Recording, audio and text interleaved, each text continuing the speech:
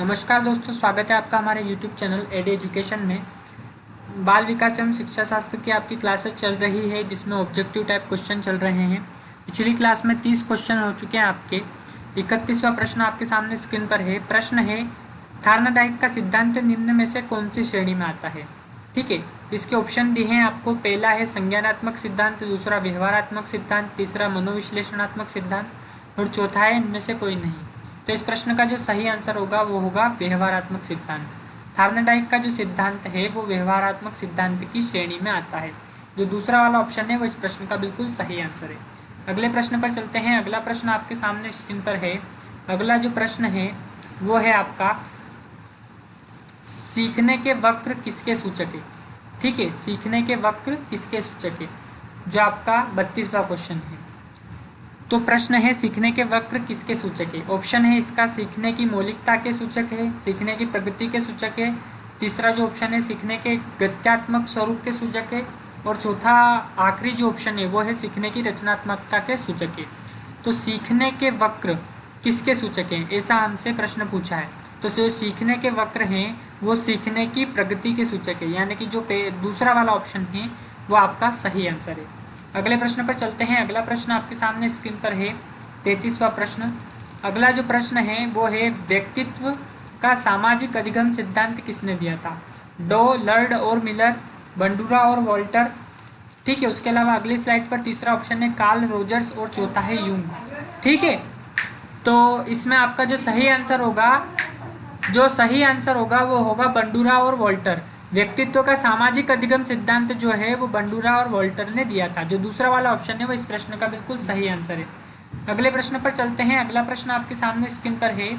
अगला जो प्रश्न है 34वां वो है, मिरर ड्राइंग परीक्षण निम्न में किसके मापन हेतु प्रयुक्त होता है। बुद्धि के, व्यक्तित्व के, अधिगम के या नैतिकता के।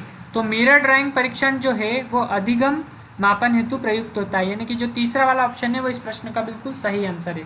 अगले प्रश्न पर चलते हैं। अगला प्रश्न आपके सामने स्क्रीन पर है। अगला प्रश्न है, केंद्रीय प्रवृत्ति का एक माप है, माध्यिक, प्रसार क्षेत्र, औसत विचलन या फिर मानक विचलन। तो केंद्रीय प्रवृत्ति का जो माप है वो है माध्यिक।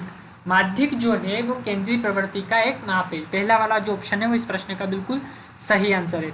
अगला प्रश्न देख लेते हैं। अगला प्रश्न आपके सामने स्क्रीन पर है 36वां। निम्न में कौन शेष से भिन्न है। 16 PF, अगला है TAT, अगला है क्लाउड पिक्चर टेस्ट और चौथा है ड्रॉ ए मैन टेस्ट। ठीक है, तो निम्न में से कौन शेष से भिन्न है। तो जो पहला वाला ऑप्शन है 16 PF, ये इन सभी से भिन्न है। ठीक है, पहला वाला ऑप्शन इस प्रश्न का सही आंसर है। अगले प्रश्न पर चलते हैं। अगला प्रश्न आपके सामने स्क्रीन पर है। अगला जो प्रश्न है 37वां, विकासात्मक कार्य के प्रत्यय के प्रतिपादक थे। हेविगस्ट, हॉलिंगवर्थ, जीन पियाजे या फिर हॉल। तो विकासात्मक जो कार्य है उसके प्रत्यय के प्रतिपादक जो थे वो थे हेविगस्ट। जो पहला वाला ऑप्शन है वो इस प्रश्न का बिल्कुल सही आंसर है। अगले प्रश्न पर चलते हैं।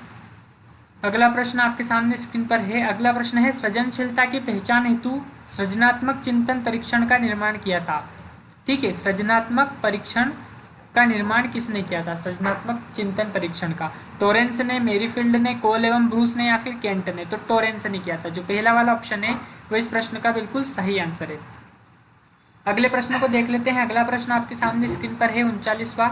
अधिगम के प्राथमिक नियमों में से एक है प्रभाव का नियम, अभिवृत्ति का नियम, समानता का नियम या सहचारी अंतरण का नियम।